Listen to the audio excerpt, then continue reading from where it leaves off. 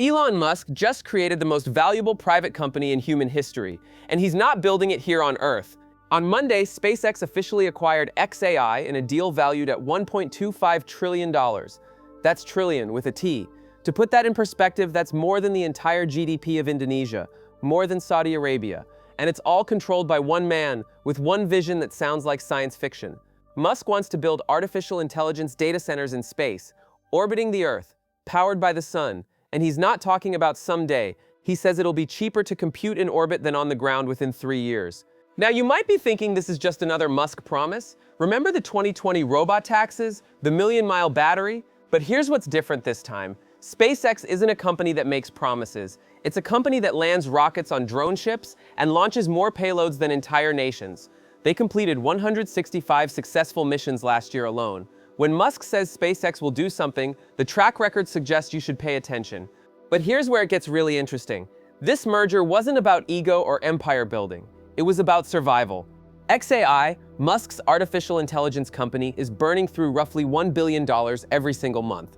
That's not a typo, $1 billion per month.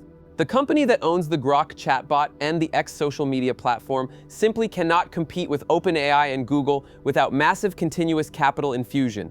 And the problem isn't just money. Training the next generation of AI models requires astronomical amounts of electricity. We're talking about data centers that consume more power than small cities. Microsoft spent $37 billion in just the last quarter of 2025 on data center infrastructure.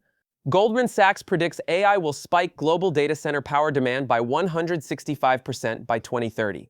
There literally isn't enough electricity on Earth to power the AI revolution everyone's betting on. Musk's solution? Stop competing for power on Earth. Go somewhere power is unlimited and free. Think about it. In space, there's no night, no clouds, no atmospheric interference. A solar panel in orbit receives up to 40% more energy than one on the ground. And the cooling problem that plagues terrestrial data centers? Space is a natural deep freeze. The cosmic background temperature is just a few degrees above absolute zero. What costs billions to engineer on Earth comes free in orbit. But there's something most people don't realize about this merger. SpaceX already filed with the Federal Communications Commission for permission to launch 1 million satellites.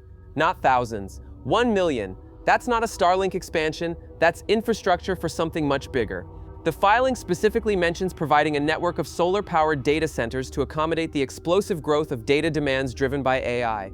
Musk is essentially proposing to build a computing network in the sky that dwarfs anything humanity has ever constructed. Now, the skeptics will point out that getting hardware to orbit is expensive, and they're right, but SpaceX has been systematically destroying that barrier for 2 decades. The company is generating around 80% of its revenue from launching its own Starlink satellites. They've built the cheapest, most reliable orbital delivery system in human history. And with Starship coming online, the cost per kilogram to orbit will drop even further. Here's the math that should keep Musk's competitors up at night. If SpaceX can launch data center modules on its own rockets, using its own reusable hardware, and power them with unlimited solar energy, they've just removed the 2 biggest constraints in the AI race: energy costs and capital requirements for power infrastructure. The implications extend far beyond business competition. What happens when AI computation moves to orbit? For one, it becomes nearly impossible to regulate. No single government can claim jurisdiction over assets in space. The companies and nations that control orbital computing infrastructure will have advantages that ground-based competitors simply cannot match. And this is where it gets personal for everyone watching this. The merger creates something unprecedented: a vertically integrated technology company that controls the rockets, the satellites, the AI models, and one of the world's largest social media platforms. Data flows from X to train Grok. Grok runs on orbital data centers. Those data centers are launched and maintained by SpaceX. The whole system feeds back into itself, getting stronger with each cycle. Some investors are nervous. Adding a money-burning AI company to SpaceX's books complicates what would have been a clean IPO story.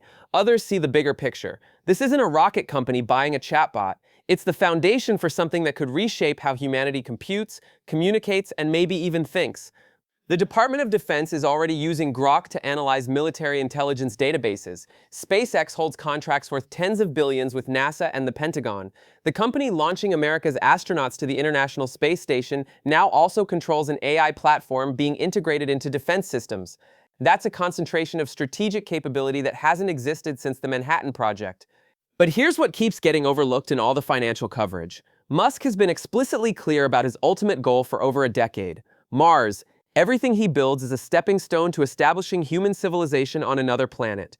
And you can't run a Mars colony on data centers back on Earth. The signal delay alone makes it impossible. Any Martian settlement will need local AI computing capability, probably powered by solar, probably orbiting the planet. This merger might look like a business deal. It might look like an IPO play, but zoom out far enough, and it starts to look like infrastructure for something much more ambitious. The same company that wants to make humanity multiplanetary is now positioning itself to control the AI systems that would run a civilization beyond Earth. Whether you find that inspiring or terrifying probably depends on how much you trust one person to hold that much power. The technology is real, the money is real, the regulatory challenges are enormous, and the ethical questions haven't even begun to be seriously addressed. What we're witnessing isn't just a corporate merger, it's possibly the first move in a chess game that extends beyond this planet. And most people haven't even realized the game has started. Here's my question for you. If AI computation does move to orbit within the next decade, who should control it? Should any single company have that capability? Or is this exactly the kind of bold move that pushes humanity forward? Drop your thoughts in the comments. Some of you have been following Musk's companies longer than most analysts, and I want to hear what patterns you're seeing. The largest private company in history just declared its intention to build intelligence infrastructure in space. Whatever happens next, the ground rules of technology competition just changed forever, and we're all living through the moment it happened.